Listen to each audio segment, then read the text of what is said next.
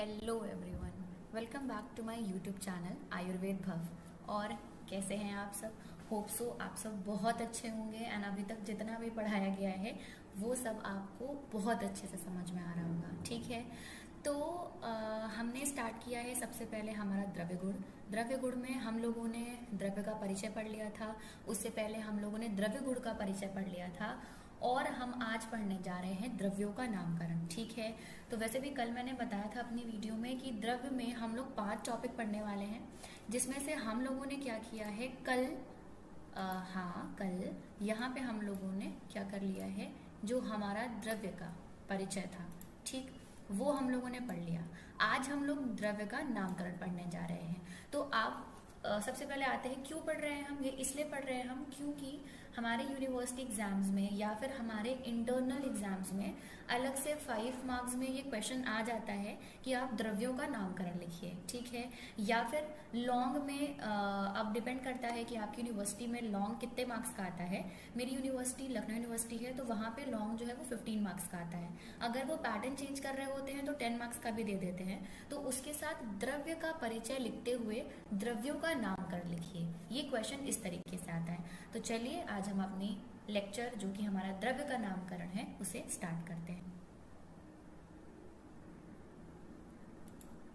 ठीक है, तो यहाँ पे अब हम पढ़ने जा रहे हैं कि प्राचीन काल में द्रव्यों का नामकरण अनेक आधारों पर होता रहा है।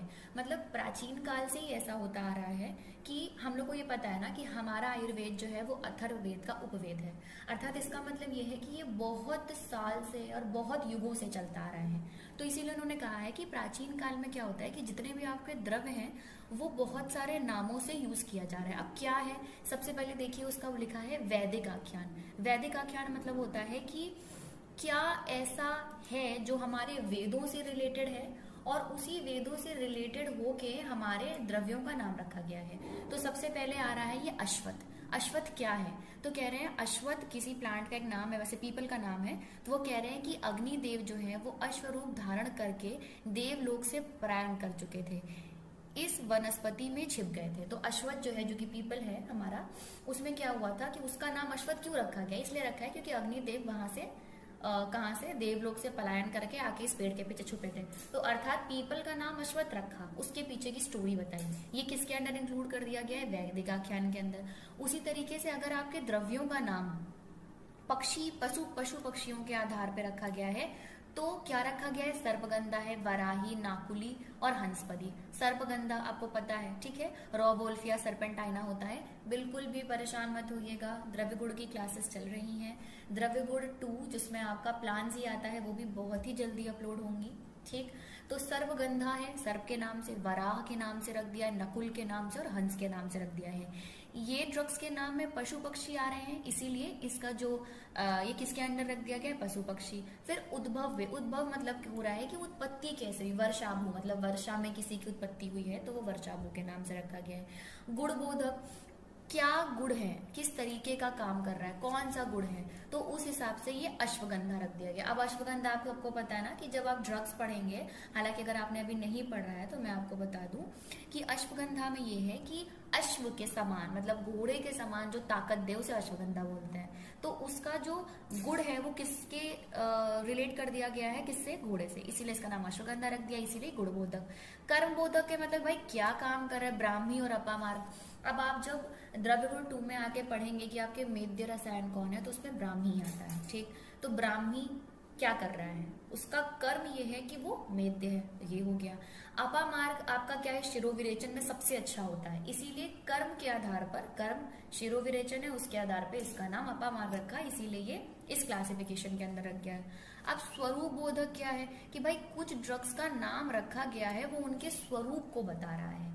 कैसे, अजश्रृंगी मतलब बकरी जैसा है, ठीक, मंडूक पर्णी मतलब मेढक जैसे, इसके पत्ते उछल उछल के एक दूसरे पे, वैसे एक आपके बीच में स्टेम गई होती है, यानी इधर पत्ता इधर पत्ता इधर, वैसा लगता है कि मेढक कूद के चला है, इसीलिए इसका नाम अजश्रृंगी रखा गया है। तो अगर आपका क्वेश्चन आ रहा है ना कि आप इसका नामकरण लिखिए, तो आप यहीं से स्टार्ट करिएगा कि प्राचीन काल में किया है, वैदिक आख्यान में इस प्लांट को बोला है, पशु पक्षियों में इस प्लांट को बोला है, उद्भव में इसको बोला है, गुड़ में इसको, कर्मबोधक। अब लिखे यहाँ एक एक दो है, लेकिन बहुत एग्जाम्पल्स होते हैं, ठीक है, तो आप एक एक दो देख एग्जाम्पल्स तो बताएंगे। फिर देखिए लिखा है, इस प्रकार देखा जाता है कि अनेक आधारों के बाद भी द्रव्य नामकरण व्यवस्थित नहीं था। उनका श्रेय राजनिघंटु नरहरि पंडित को जाता है, जिन्होंने द्रव्य नामकरण के 7 आधारों, इन्होंने बोला ना कि बहुत सारे प्लान्स हैं, एंड एक्चुअली बहुत सारे प्लान्स हैं तो उनके पर्याय भी बहुत हैं।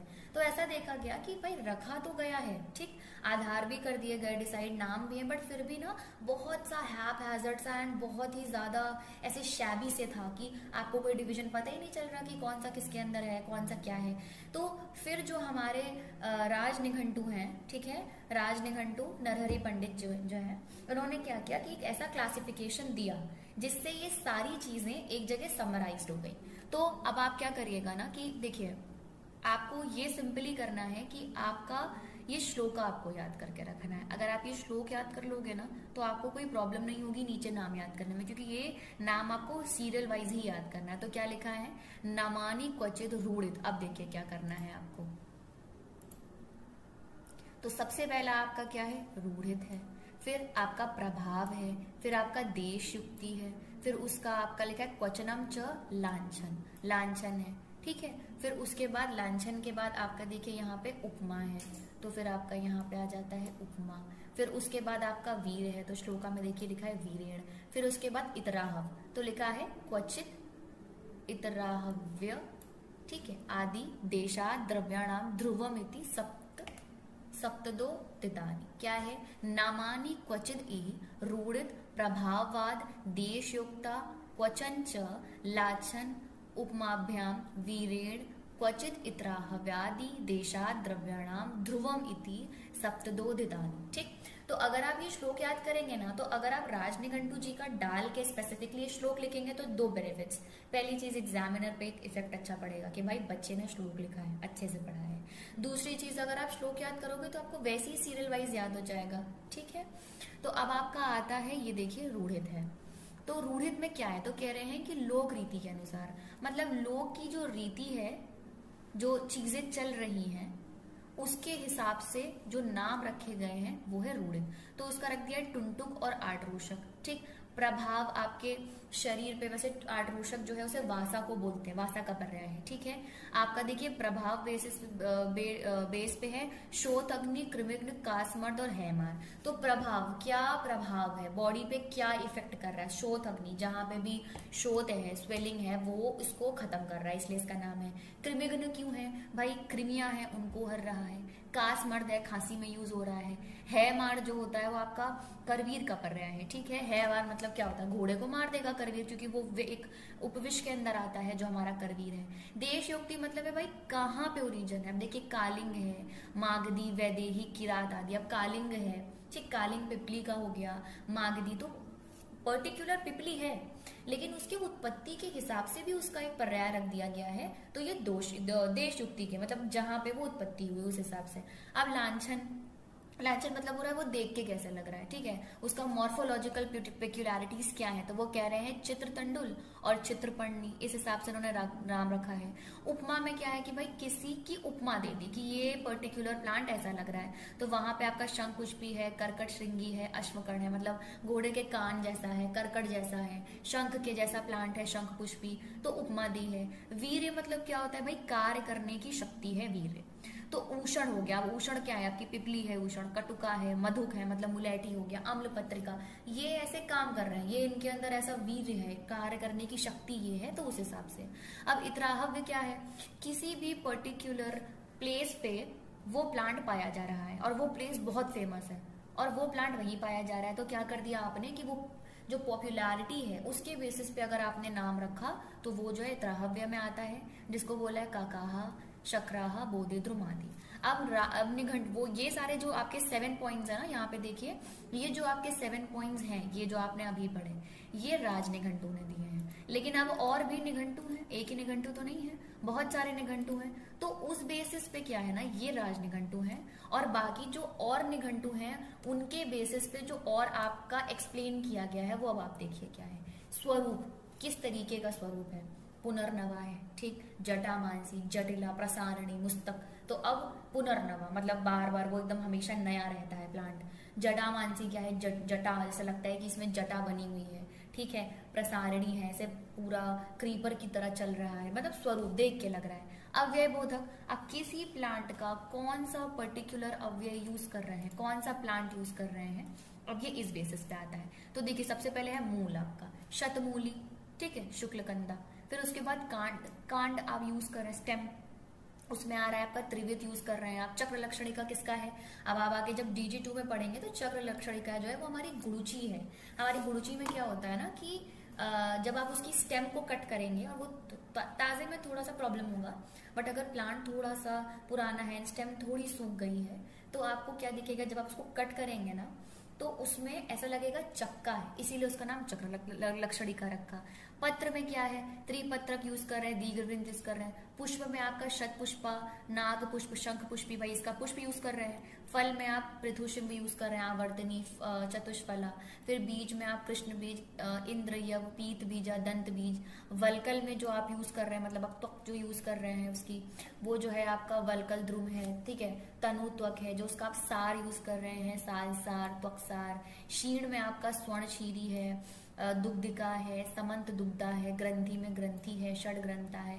कंटक में त्रिकंटक है, तीक्ष्ण कंटक है, कंटकेरी। त्रिकंटक जो है आपका वो, त्रिकंटक जो है वो आपका यूज किया जाता है मूत्र विरेचन में, ठीक है, ट्रिबुलस टेरिस्टेरिस। फिर आगे रोम में आप यूज कर रहे हैं तो है अपी रोम फला, सॉरी कपी रोम फला, ठीक है, सुलोमशा, गोलोमी, ये रोम है। ये किसके बेसिस पे आपने पढ़ा, अव्यय के बेसिस पे पढ़ा। अब आ जाते हैं आप गुड़ पे, तो आपने अभी गुड़ हमेशा देखा है, शब्द स्पर्श रूप रस गंध ही आपका आता है, तो वहां पे आपने गुड़ में शब्द पढ़ा, तो शब्द किस नाम पे, गुंजा रख दिया गया और घंटरावा रख दिया। स्पर्श में दू स्पर्शा और खरमंज, दू स्पर्शा अगर आप छुएंगे, कंटकारी का ही नाम है, अगर आप उसको छुएंगे तो उसमें बहुत सारे कांटे हैं, तो दूस्पर्शा है। रूप कैसा है, पीता है या रक्त जैसा है। रस कटुका, मधुक, रसोन आदि, ठीक। गंध में है तो गंध गर्भ है या उग्र गंधा, तो गंध के नाम से। देखिए नाम में पता चल रहा है, नाम से पता चल रहा है कि वो क्या है चीज है, इसीलिए उसके अंदर रख दिया गया। सिंपल, बहुत सिंपल। कर्मबोधक, भाई क्या कार्य कर रहे हैं। वातारी है, छर्दन मतलब जो वॉमिट करा रहा है, जो रेचन करा रहा है। श्लेष्मातक है। अपामार्ग क्रम, मैंने आपको पहले ही बताया था कि कर्म में क्यों आ रहा है अपामार्ग, क्योंकि शिरोविरेचन है। शोत अग्नि है, ब्राह्मी है क्योंकि वो भाई मेद्य है। कृमि को हरने वाला, विषग्न को हरने वाला, जो कास को कर रहा है, जो चक्रमर्द को यूज कर रहा है, कुष्ठवैरी, ये सारे। अब जो है आपका उद्भव बोधक, कहाँ से निकल रहे हैं, तो अब आपने पहले देखा, अभी आपने ऊपर पहले पढ़ा था ना, राज निघंटू जी ने जो एक्सप्लेन किया है। अब यहाँ पे आपका देश है, तो देश में देखिए क्या है, वाल्मीक है, मतलब वाल्मीक मतलब होता है कि जो दीमक वाली मिट्टी होती है ना, उसको वाल्मीक बोलते हैं। फिर कालिंग है, मागधी है, भाई पिपली के है, वैदेही है, वत्सक आदि। फिर आपका अगर काल है तो मधुदूती, वसंत दूती, शीत भीरु, वर्षाभू, किस काल में उग रहे हैं। योनि का मतलब क्या है, मृगनाभि से, मृगनाभि से भी हमारे कुछ जांगम द्रव्य निकलते हैं, ठीक है। लाक्षा निकल रहा है। फिर रोहण का क्या है, रोहन में है छिन्न रूहा, पर्ण ब्रीज, कांड रूहा। अधिष्ठान कहाँ पे है, कहाँ पे किस चीज को लेके, तो जलज है, किस चीज में ना किसका बेसिक लेके उसकी उत्पत्ति हो रही है, तो हमारा जलज है।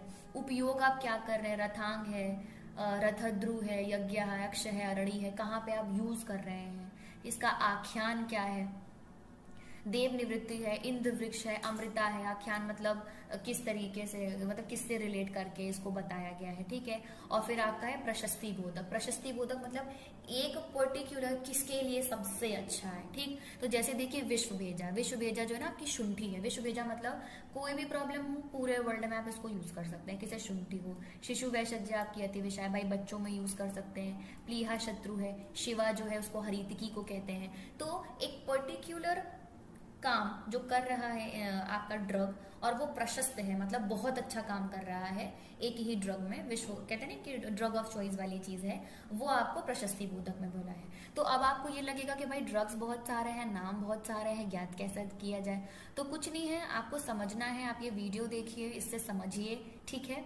उसके बाद आप इसे पढ़िए, 2-3 बार पढ़िए। और जब आप द्रव्य गुण 2 पढ़ेंगे ना, जो आपके सेकेंड ईयर के सिलेबस में है, तो आपको धीरे धीरे जब ड्रग्स याद करेंगे ना, तो ये नाम याद करने में आपको कोई भी प्रॉब्लम नहीं होगी, क्योंकि आप वो वैसी ट्रिक से याद करेंगे। तो उसके बाद ना ये जितनी भी चीजें आपको याद नहीं होगी, बस simply you have to do this, कि आपको रिवाइज करते रहना ये वाली चीजें, ठीक है। बाकी अगर आपको मेरी वीडियो समझ आ रही है तो इसको लाइक करिए, इसे कमेंट करिए, इसमें कोई भी डाउट है आपको पूछना है बिल्कुल पूछिए, सब्सक्राइब करिए एंड लास्टली आप बेल आइकन को प्रेस करिए। Hope you all enjoy my video. Thank you so much.